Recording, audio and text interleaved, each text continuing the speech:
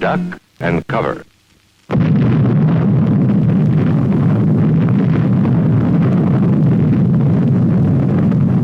Hello and welcome to Surviving Classical Music. I'm Andrew Byrne. And I'm Mara Winter. How many gigs do you have in the next 2 months? Or 6 weeks until March? I think like 2. Yeah. That's so embarrassing. No. I have one, and I had to turn one down because I want to go on holiday. No. Isn't that crazy? Yeah, I did that in Christmas time. I turned down 2 gigs actually. Yeah. I don't regret it. Little did you know. Yeah. Thinking, it's fine. We're out. Yeah. Everything's okay. Yeah. It's funny. I've been scouring the internet for things to talk about today, and what I was surprised by, I was reading this magazine called The Whole Note, which is a classical music magazine in I think Ontario. I think it's like the province of Ontario in Canada. And anyway, they publish a magazine every 2 months or so, and the last one was for like December, January. And what's funny is that all of the articles that are on their website, they also publish articles on the website sort of regularly. But all of both the magazine and the articles on the website were all like, "Thank God it's over," and they were all early December. Sort of like, we're getting back to work. And yeah, and then radio silence for the last 6 weeks. Man. I feel pretty bad about that. But it's very disorienting out there. Yeah. I would say. I was thinking about that on the drive here. Yeah. Like, I was on the phone with a friend in the States, and she asked me, not while I was driving, of course, but last night. Yeah, she asked me, so what's your life like over there? Like, how's it going with the restrictions? Like, yeah. how's work, And it was really hard to even describe. Yeah. I find like it's starting to be this thing that I don't even have words for except like confusing. Yes. Maybe. Yeah. And yeah, and then I was thinking about it today driving here, like I think for especially people who are our age, who are kind of young, yeah, or like just starting their professional careers out of school, like for me, I could kind of, in the years like just before 2020, like I could kind of track my progress professionally, like every year it kind of just got better, I had like more and more work. Yeah. And you could really see that, like I could track it, Yeah. And now it's completely messed up. Mm-hmm. Like it's really hard to know, am I doing okay right now? Like, yeah. What is my career, I guess? Like what, am I making the same progress? Is there a way to measure my progress now? Mm-hmm. That like what I thought would be sort of the reality of what I did professionally, now it's like very unstable. Mm-hmm. Yeah. And then I also wonder, what would it be like? Like what would my professional life be like right now if the pandemic hadn't happened? Yeah. It makes you really question like your capabilities kind of, or like your validity maybe. Mm-hmm. As a performer. At least for me, that's what I feel sometimes. It's like just not knowing, like, should I be doing something more? Am I doing something wrong? Yeah. Yeah. Yeah. Does that happen to you as well, or? I think I never look at what I'm doing as a sort of first of all, I never go what if. I never ask those sort of questions, because it always leads to like either the world could be much better, or like I could be doing better, and I'm not. It always inevitably leads me down a path of this is the darkest timeline.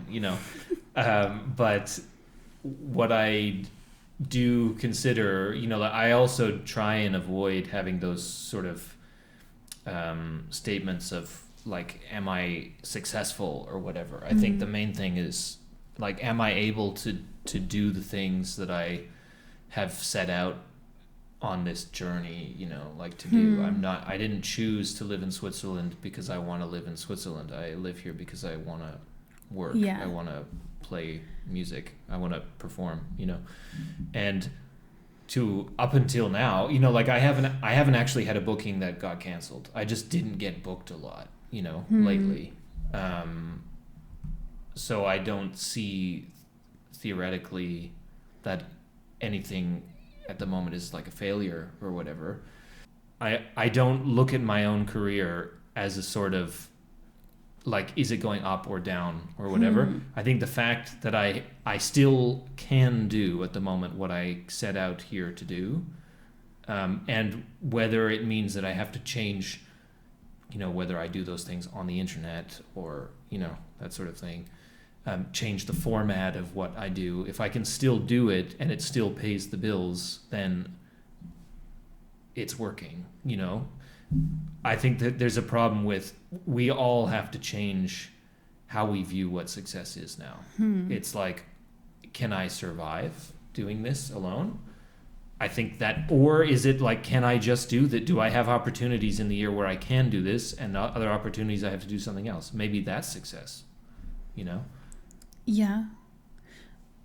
I think for some people, it's really, really important for them not to be online doing the thing that they do.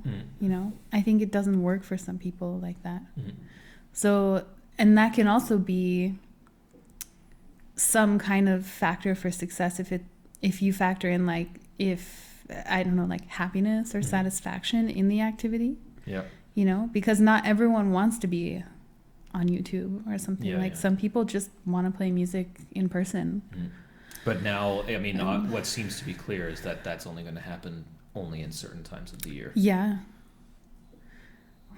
So, I mean, either they will be quote unquote successful enough to have a very seasonal income and then just live on nothing. I'll live off of the savings from that season, or they'll have to pick up some other work, right? Whether that's teaching music or whether that's not music related or not, I don't know. Yeah. But that seems clear, you know, now that we have, like, we thought Corona was infectious, but guess what? You know, it's something 3 times as bad. Oh my God. In terms of infection, whatever. So I think it's clear now, in the winters, we're not going to be working with in the same volume. Yeah. You know, maybe it'll be different in certain parts of the world, depending on time of year or whatever. You know? You could be a migratory musician. Yeah, and kill the earth at the same time. No, just swim to Australia. To North America. I don't know. It's like a really long train ride and you have to work really hard, but you can make it. The lute you could just hold the lute to keep you afloat. Yeah, totally. No, but you would have to plug the hole. Yeah. I like the idea. I like this. It definitely, yeah. It could keep you alive, maybe. Could be. Yeah. Could be. Yeah. No, I was. This is one thing that I had just mentioned to you earlier, but so I again, in my scouring the internet, I looked at the Strad, and the Strad magazine I find, like, vapid anyway, but the articles on the headlines today were all completely irrelevant news. Like, one is like, some violinist I've never heard of is now signed up with this agency that I've never heard of. Yeah, my God. So I'm, okay, well, great, that's news. Yeah, it's like when you turn on the news, like local news or something, and it's just the stupidest. Yeah. It's just non-headlines, like. Yeah. Girl goes to the park and and meets does something nice. Finds interesting lobster. Yeah. What is lobster doing in the park? Yeah. Nobody knows. Yeah. So there's nothing going on. Yeah. And so there's a bunch of these articles where you're like, who is this and why is this news? You know. And then there's this one on the bottom, which is again the same question about this cellist, Gauthier Capuçon, and it says he's a French cellist. and he's starting a foundation to help young professionals break through. Oh. And you read the article and you're like, this is like a total puff piece about the guy, and then you're like, but they're missing the crucial controversy, which is probably why he's starting this foundation in the first place, which is because 2 years ago, after the first lockdown, he went around, he did this concert series where he was going to go play in a bunch of small towns in France. And Un été en France, I think was the tour called, what the tour was called. And it turned out later that he had offered all of these towns a great price of somewhere between 2,800 euros and 9,800 euros per concert, depending on how long it was. And it was just him solo? Yeah, I think so. Any keyboard player or? I don't think there were other people involved. I think it was just him going around. And so like it was in the news in France, of course. I think we covered it on the podcast at the time. I do remember hearing a conversation about this. And it was just ridiculous. And then he said, "Oh well, in order to save face, he said I'll only do it for collect. I only will take donations or whatever." And what I find funny is that the Strad didn't give a crap about that. That he's actually a controversial person, but that he's already he's wiped his image clean by setting up this foundation. And what I find interesting about this is my first thoughts on this foundation thing. I'm like, you need young people to break through. What about the people right now? Can you not maybe just help normal musicians who need to get in a festival or whatever? Yeah. I looked at a couple of festival lineups for this year, and I'm looking at it. I'm like, it's the usual suspects. It's the same ensembles of the same people who are all in their 40s, 50s, 60s. What about the people who are in their 20s and 30s? I'm so tired of this. We should call him on the show. We should set up a call. Yeah. How are you doing? Ask him what's up. Yeah. How's the money coming in these days? How much are you charging? Yeah, I don't know. I would guess he maybe has a connection at the Strad or something or paid them. I mean, when write the article. You Google his name, it's just all like he's the greatest guy. All of the newspapers. The best violin player in the land. Yes, cello. Yeah. Cello. Oh, cello. I'm sorry. Yeah. Okay, No, cello player. Yeah. Ooh, solo cello. Yeah, exactly. Oh, Bach. Oh, they're just so great. The cello suite's so great. I'm sweating. Yeah. Every cellist listening is like, what the hell? Is there a problem? Sorry. Yeah. Yeah. I just don't. I have a problem with the fact that what I'm seeing in terms of this is our new season this year, and I'm like, so you admit that there's a problem, the institutions who are all saying, coronavirus is causing us all this trouble or whatever, and then you program seasons which are basically the same as the last couple of years, and you expect nothing is going to change, or do you expect something is going to get better? I don't know. But I mean, the people in charge and the people who are organizing are kind of used to. Yeah. They do what they know. Yeah. Right? Yeah. I mean, I think for the bigger festivals, the organizers were probably hired because they're kind of good at this conventional thing. Yeah. Yeah. So they are just doing their jobs, but it's, I think it's like an even broader problem, Did you read this article called "Why I Ended My Career in Classical Music"? No, please tell me. So this one's going around Facebook right now. It's a Medium.com article by a guy named Zach. Okay, so Medium, it's like self-published, right? Yes. Okay. Yeah, it's like the YouTube of words. That's a crazy website. Yeah. Because when you look at it, I don't have much experience with Medium, but when I click on a Medium article, the way the website is designed and everything, like the graphic design and stuff like that, the interface, it's like it makes it look really official. Yes. Yeah. But it's actually just somebody writing whatever they want. It's like a blog post, essentially, or an article. It could be whatever. Yeah. That's the thing, is it really is the YouTube, right? So the whole point is that you get paid per amount of time that the people stay reading your Wow, article. I didn't know that. Yeah, so it's sort of like YouTube in that sense. So if you get enough views, you get revenue, for putting up the video. And in this particular case, but so the issue is that for some people, Medium is like a place where you're a journalist, but you have no editor who's willing to publish your piece or whatever in a major whatever, so you can put it on Medium to find another way in to have your thing published. But then also Medium is full of like 9 tips to better your egg game, or what I mean. Yeah, like, and probably a bunch of like disinformation stuff, right? I don't know. I know that 2 years ago there was like a review of sort of where you are on the political spectrum depending on what website you're publishing on, and Medium was like on the far left.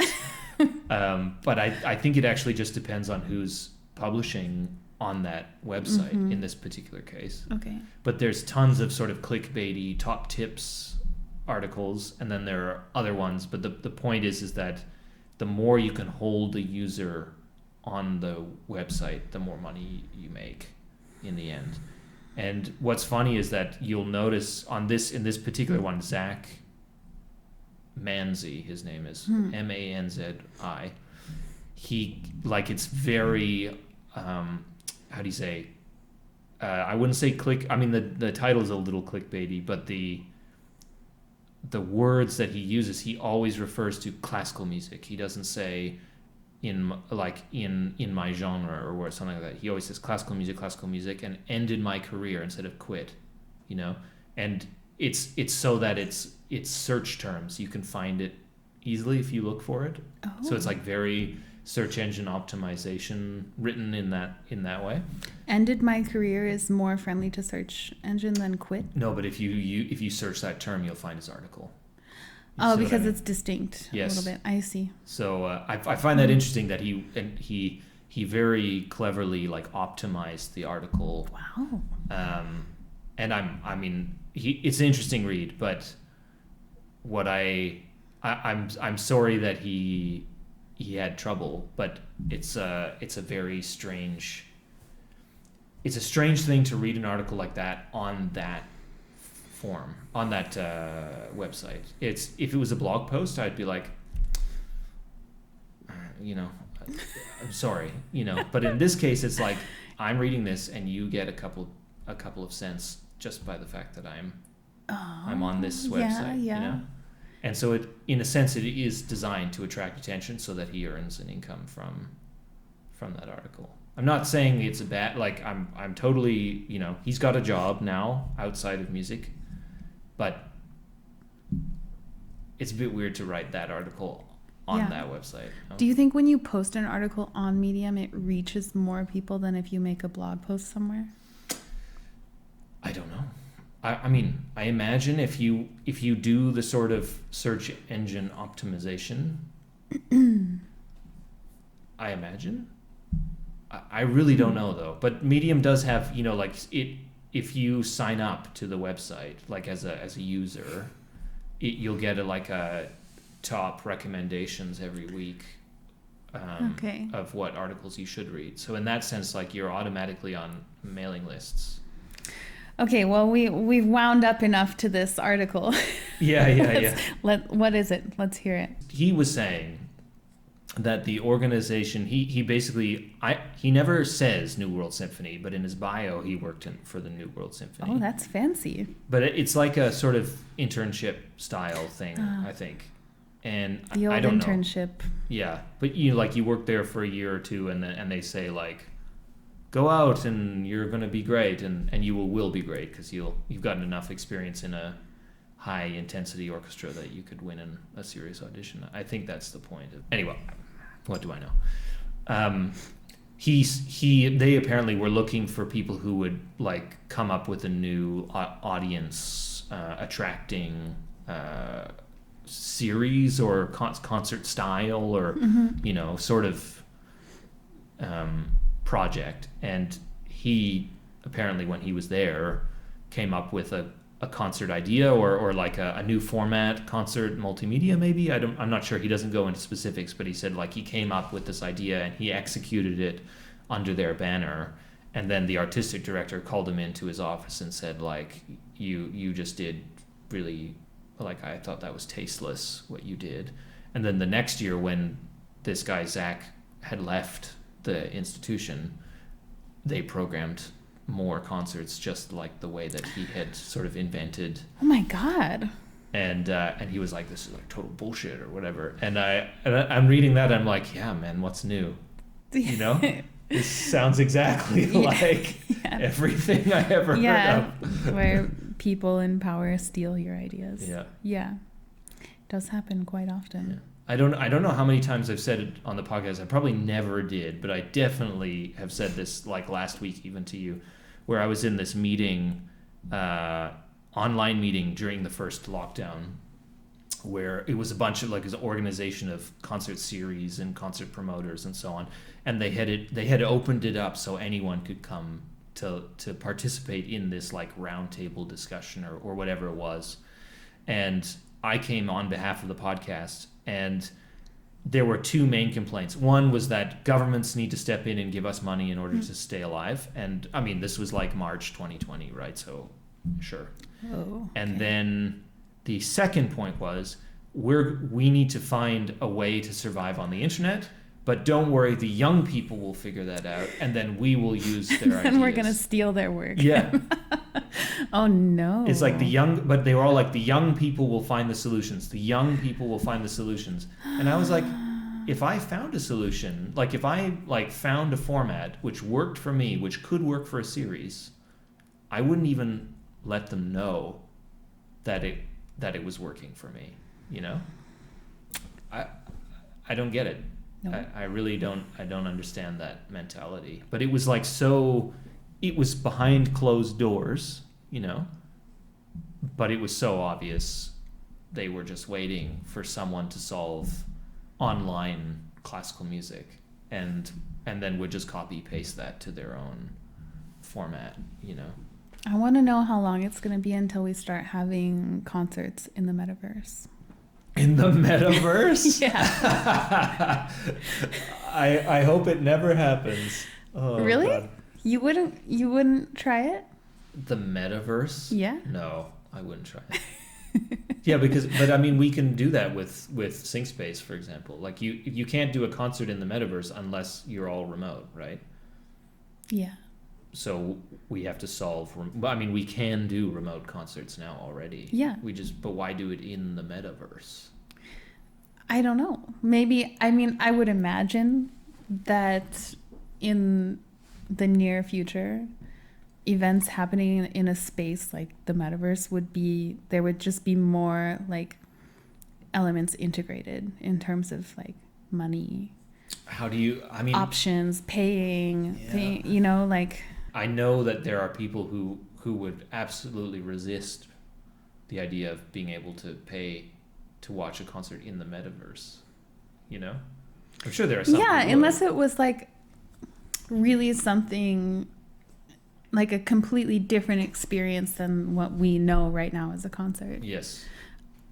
What if there was a really cool cyberpunk version? Like, do you read Sci-Fi or anything? Yeah. Like, or any William Gibson? Like, no? Never read. Okay. Well, his world building is really amazing, and there's a lot of stuff like happening in a space that's kind of like a metaverse, you know? Where, yeah. Anyways, like. Something really immersive and something really, really escapist. You know, like that you're just like in a totally different environment than the one that you're physically in. Right.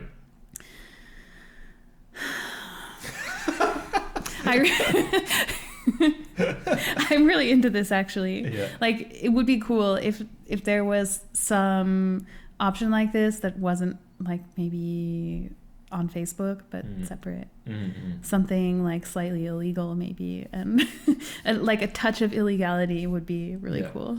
And I find the hard thing for me is that this metaverse thing is a Facebook me too concept. So I'm automatically just like against it because of that. But also, I mean, people already do this anyways. Yeah, sure. This is not like a new Yeah. concept, but maybe that's something like to exist online for classical musicians or any musicians. Like maybe we just need to go in an even more extreme direction. Yeah. Of not just this like live stream thing, because like personally, I'm not like super into the live stream. But something more immersive and like integrated with other elements, I guess.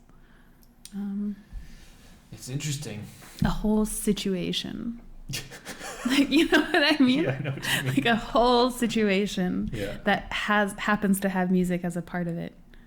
But I mean, that also requires people to have a certain equipment, a certain kit. Like you can't have an immersive thing unless everyone has VR. Yeah. That sort of thing. But then you're like the people who are going to watch you have to have that too. It's not just you.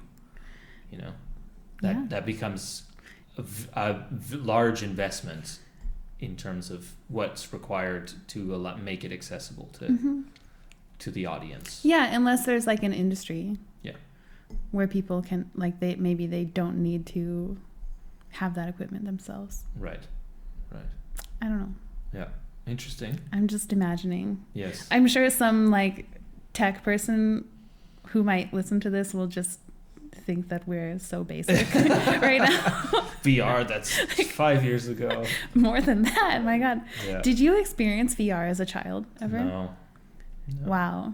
Okay, I grew up around Seattle area, so like, yeah, I have some really early memories of virtual reality, like as a, I don't know, maybe 9 or 10-year-old kid. Wow.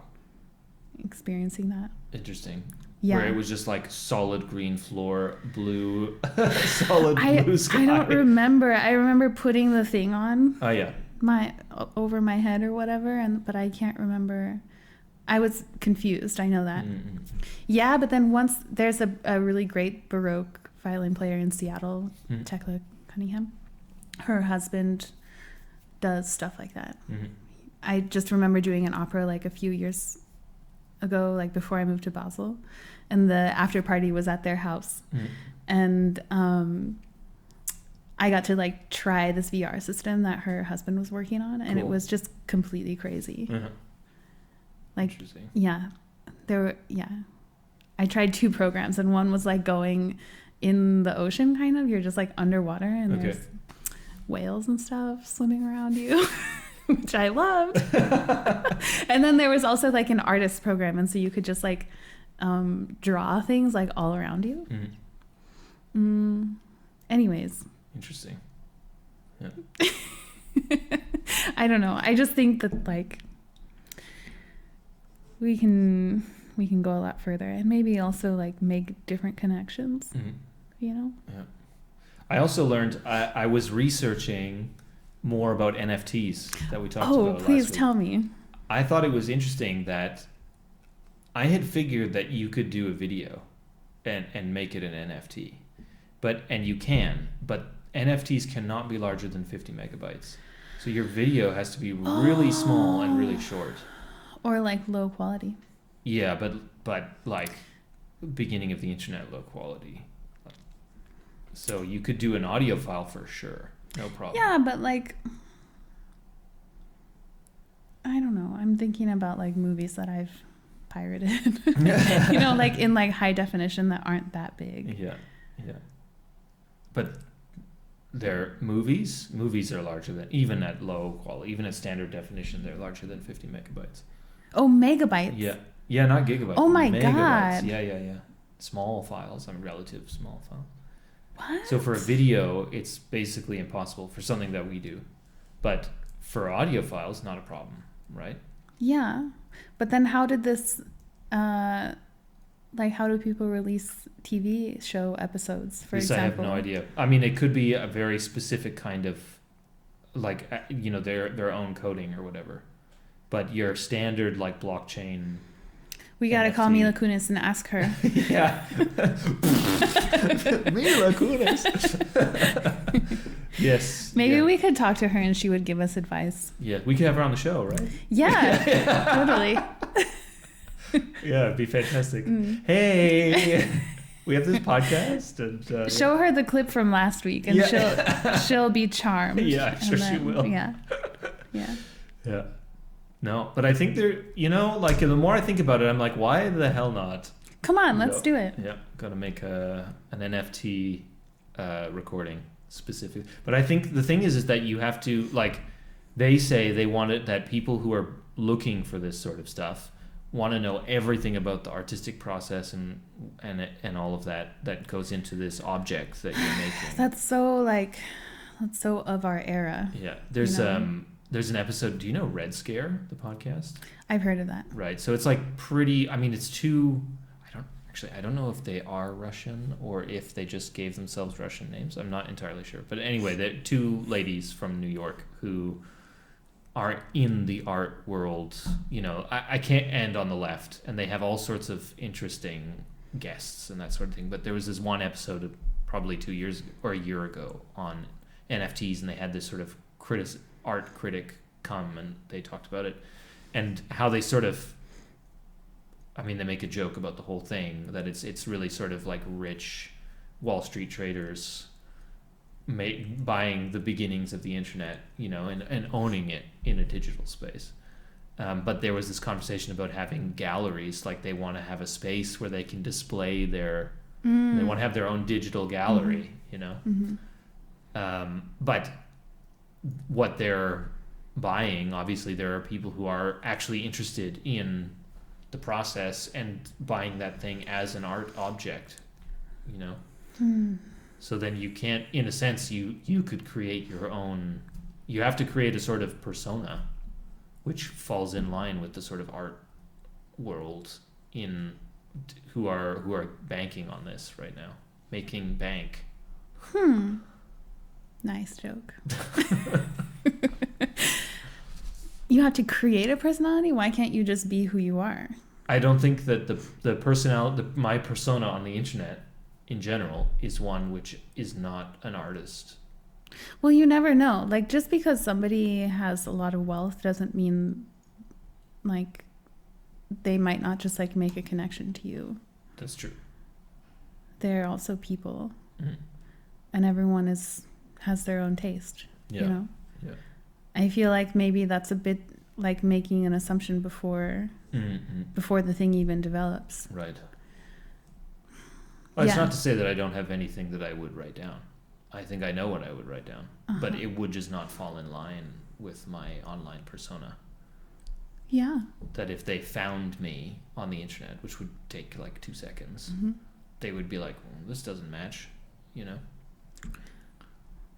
Okay. I don't know. I don't see like a huge conflict in wanting to try something like that and like having the personality on the internet that you do. I think it's just about finding the right person. Yeah. Like the right niche, I guess. Which maybe just exists and hasn't been like defined yet. Yeah. Yeah. I guess. Have you watched Succession? I haven't. Ooh. I guess you have. A window into the world of this like ultra rich class of people. How many seasons? It's not even a class. It's like so rich that you just can't even understand. It's like multi-billion. Yeah. Yeah. Okay. They're living in a totally different reality. And do we know that this is like a very good representation? I don't know. I mean, how can you know? Yeah. I think it's supposed to be loosely based around like a family like the Murdochs. Right. Or something. Yeah. I like the show. I think they sort of do a really amazing job of like showing like the subtle aspects of extreme wealth. It's not like right in your face, but it's just you're really in the world with them, and nothing is obvious. You're just there with them. And I don't know, but this makes me think about NFTs and like which character on Succession would like buy Andrew's NFT. That's funny. But Yeah. Yeah. I can think of some characters Very good. who might be interested. Very good. Yeah. Very good. As long as there's Yeah. more than one, right? Yeah. Yeah. Yeah. It's funny, when I look at that sort of any representation on television of the super rich, like I've watched Billions, for example. I don't know if you've watched that show. Or the stories that I hear from people that we know in real life who have mixed with the rich, you know. All of those stories are like, because money is not an issue. It's all about self-image within the community that they live. You know, It's all about like, I've got to do better than this person I know because they just got a new boat or something, and or I've got this piece of art because they just got this piece of art, or whatever, you know. Or can you believe what this person said to me in the gala last week, or whatever, you know. I mean, they're all like, I mean, of course, half of this is from television. You know?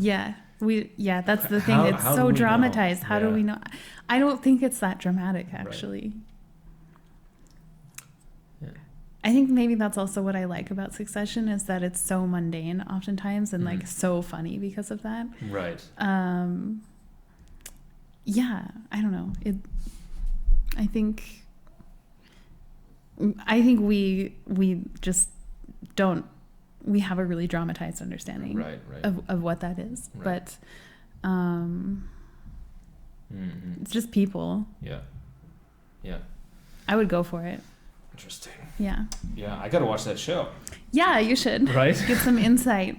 Good. Yeah. I'm almost finished. I've been watching this anime series called Gundam. Do you know this? It's like famous in Japan. Super famous. No. Yeah, so it's like a mecha, like big machines and people in space. But it's about a future where everybody lives, most people live in colonies in space. You and Carolyn are always on these like sci-fi stuff. Sci-fi series. Yeah, Carolyn isn't watching this, it's just me. Okay. Though. Yeah. Okay. But this has been like, it was relatively well known when I was a kid in Canada.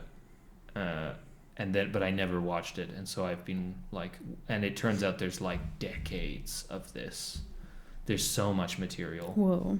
So I've been watching some of it. And it's so much material actually that the main storyline, there's a main storyline and then there are like alternate universes because it was so famous, but they couldn't fit the stories that they wanted to within the canon of the main story. It's really interesting how something became so, it's like Star Trek, you know, it's like the sort of Japanese, this sort of sci-fi series which kind of exploded, and that you have this new generation of Star Trek television series that have come out in the last 3-4 years, and there's like a love-hate thing going. People, it brought new people into to light enjoying this, but then it really diverged in tone from the original. I liked it, but I only saw a couple of episodes when I was visiting family. Yeah.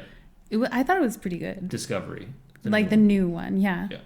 Yeah. Because there's a second one already now, Picard. Oh, really? Yeah. Oh my god. So like, what's his name? Patrick Stewart is old, and he's on it. He's on it. Yeah. So, and that one's a little. I mean, it's all. The thing is that the tone is completely changed. It used to be like, we're in this utopian future, you know, and then I don't know about Discovery, but Picard is like, it's a dystopia now. Like suddenly everything switched and now we need to but he's one of the few people left with utopian ideals, you know? I find that very compelling. Yeah. Did you see it? Or yeah, I watched the first season. How did you feel about it? It's just the whole thing is different. You know, it's like it's an arc, you know, whereas it used to be every week we solve a problem. Yeah, it's just like going infinitely. Yeah, we solve a problem together and we learn something more about ourselves and the characters themselves. And here it's like the characters are kind of fixed and we're all going to try and solve this problem together but get through our, you know, and we're all sort of obstructing. Oh, and are there any other returning characters? Or is it just Picard? Yeah, but more on a cameo basis than like strictly there. So it's all new people who we see every day and every week or every episode, whatever. Does what's his name? Does the Klingon guy come back? No, Aw. Worf doesn't come back. Worf. It's my favorite.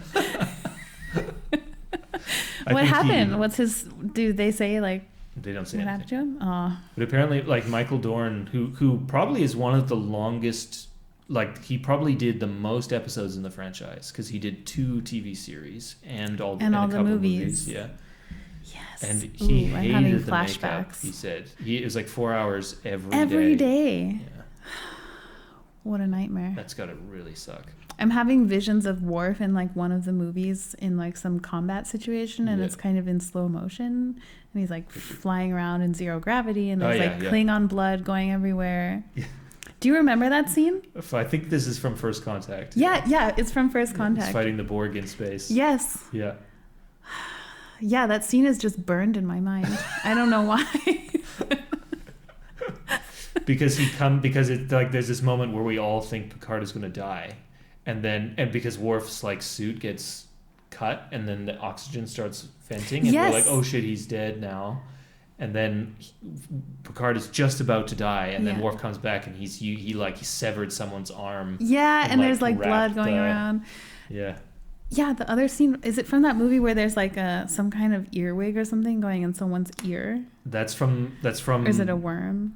Yeah, it's not from that generation of Star Trek, but yes. Okay. The Wrath of Khan. It's from the Wrath of Khan. Yeah.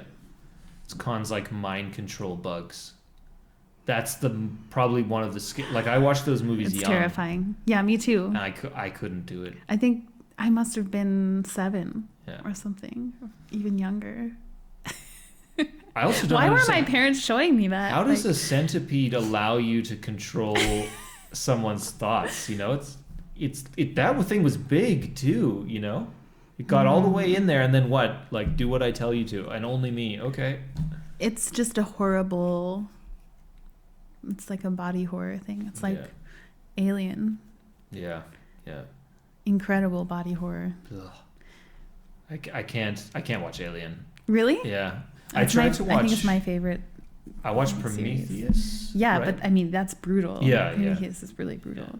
I watched Prometheus on the plane once, and On the plane. Yeah. So your oxygen levels were like low, and you were just like, did you cry? I didn't cry, no. Okay. But it was freaky. I didn't realize that at the time when I started it. I was like, this isn't a horror. This is sci-fi. And then it was like the prequel to Alien, right? Oh dear. Oh boy, I had no clue. Yeah. They say on planes that your oxygen like drops, and so you're more emotional. So that's why so many people cry when they watch movies on the plane. Oh. Is because your brain is like, yeah, it's like operating in a different state. Interesting. Yeah, generally I watch like I put something on, and then I end up watching the movie of the person next to me. Oh, me too. Without listening You do to that it at all. too. I watched the entire Life of Pi without the audio. Oh my God. Why do I do that? I don't know. I just want to look at the other person's screen. It's a much more comfortable distance. You know, than But I like think something there's like- also like a secret pleasure out of like watching someone else's movie. Yeah. So silently judging. God, I know. I get really judgmental too about what people watch on the plane. Okay. How's your practicing going? I didn't do any this week. How are your New Year's resolutions going? That's my question. I didn't make any, did I? I mean, I wanted to practice a little bit every day, Yeah. basically. You didn't make any other resolutions? What was our podcast about last week? I don't know. I asked you what your resolution. Yeah. Did I? What did I say? I don't. I think I said I wanted to remember myself more as a musician Yes. again, Yeah. an artist. And did you? This week? Did I? Yes, I did remember myself this week. Yeah. I practiced almost every day, which is like pretty good Yeah. for me, I would say, in this time. Yeah, and I also took time to do nothing. That's good. Which, this is having like a hot moment on social media right now. Is like, what is it called? slow working or something. Do I have my phone? No. Anyways, there's a lot of discourse about creative people needing like downtime and time, like preparatory creative work, you know, where you're just doing nothing because you need time to just think and like let ideas like come spontaneously. Yeah. So I did some of that, which was cool. I got my booster on Friday and I had anticipated that I would be sick. So I left my weekend really open. And? I've no effects. I had like one headache. Fantastic. So then I just had like this open weekend to do whatever I wanted. Well, I'm really glad to hear that. Yeah. Which one was it? Moderna. Okay, good. Yeah. Because I have one on Thursday and I have to work on Saturday. And It's Moderna. Yeah. I'm hoping maybe it won't affect you. Maybe. Yeah. So I had like this really nice open weekend and just like practiced and worked on little projects and great.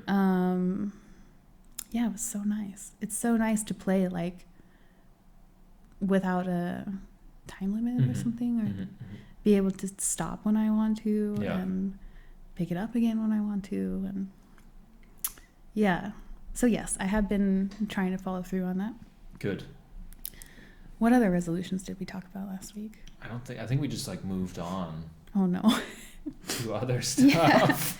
Yeah, you're right. Just like today actually, like yeah. I had a project that ended in the middle of December, and then moving on from that, I haven't yet found the things, you know, that I would play next, because I basically since the summer have been collecting repertoire and collecting, you know what I mean, like preparing repertoire, and that project finished in December, and so now it's time to prepare another one, but I haven't decided what will go on it next. And so far all of that material has been basically like me by myself, and my question now is like, do I do that again? Do I do stuff by myself again, or do I plan on preparing something with other people? You should prepare something with other people. I think we're spending too much time alone. Yeah. Just go for it. Just make a duo or something. Yeah. What next? Is it new music? Is it music that I like but I've played before? You know, this like the Baroque bassoon repertoire is not huge, you know. After 5 years, you've pretty much covered all of it, if not including like the big concerto repertoire. But do you ever arrange things that are written for another instrument? Yes, absolutely. Yeah, I have done that. It's not easy though. Especially one of the problems is that generally, I mean, this is a nerdy thing, but when you're arranging stuff that you like, often one of the problems is that if it's another bass instrument, it's for an instrument which there are like tricks, like a cello, for example. The cello has open strings. Yeah. And so you can do things like da da dee da dee da. Yeah, I do that too for some things. I have trouble with that, especially there are certain pieces which could be for bassoon or cello, and then it just does this like crazy jumping up and down, because the lower note is just an open string, but on the bassoon it's like really hard to jump an octave and a fourth or something and then go down, but do that really fast. Yeah. Whereas the cellist can just do that. So that's a problem on that side. But then if I take a piece which is for a higher instrument, then bringing it down, often the continuo line and the bassoon line get cross,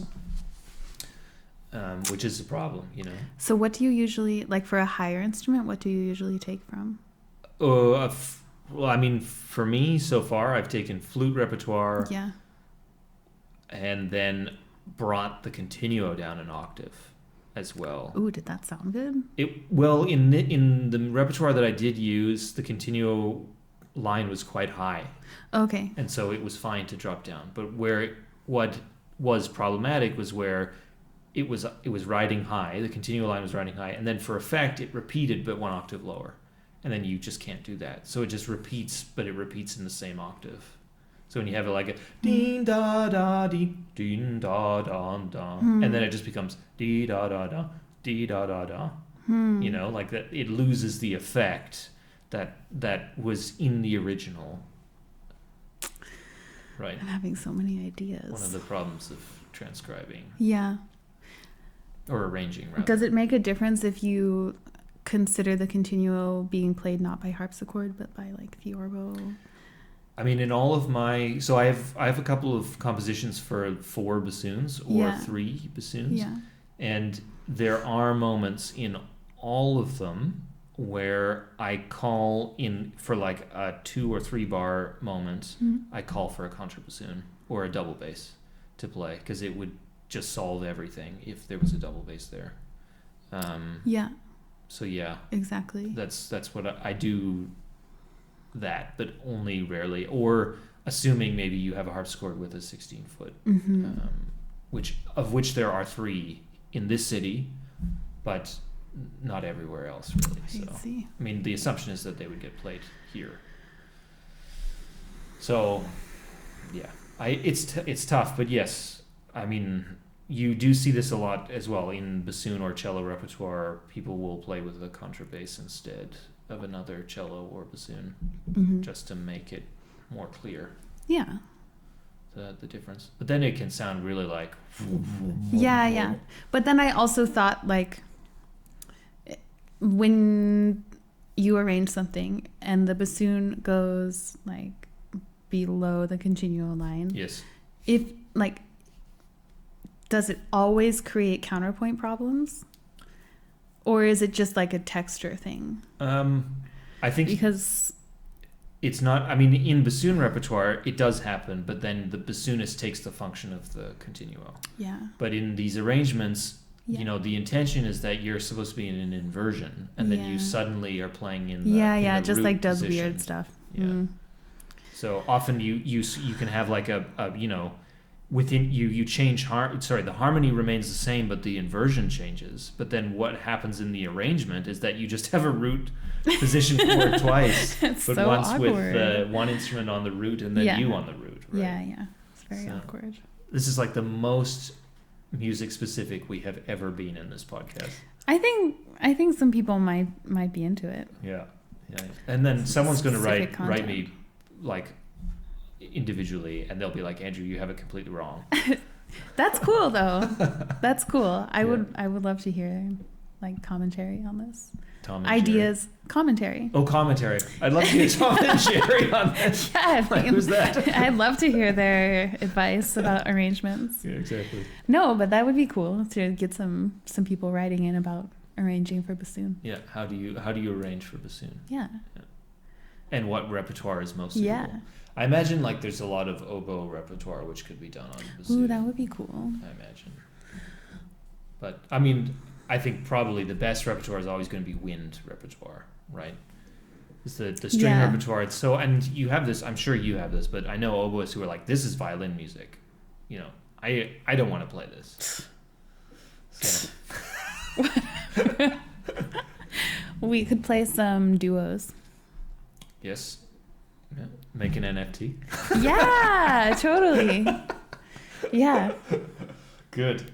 That's the plan. Okay. I think we're at the end here. We nailed it. We nailed it once again. 2 weeks in a row, Mara. Oh my god. Very good. What's next? What kind of things are coming next? I have no idea, but we'll have to wait and see. So thank you very much for listening. If you haven't already, do hit the subscribe button on YouTube. And geez, oh yeah, this light is it's terrible. It's supposed to hit the table. It's not supposed to hit my nose. But also, it's not really hitting. Like, it's really hammering on me. But yeah, I'll have to turn it down a little bit. It's okay. Post. It's all right. It's all right. But it may be, yeah. Anyway, there we are. It's too late now. Yeah. So anyway, thanks for listening or for watching or whatever it is that you're doing. And take it easy. See you. Bye. Bye.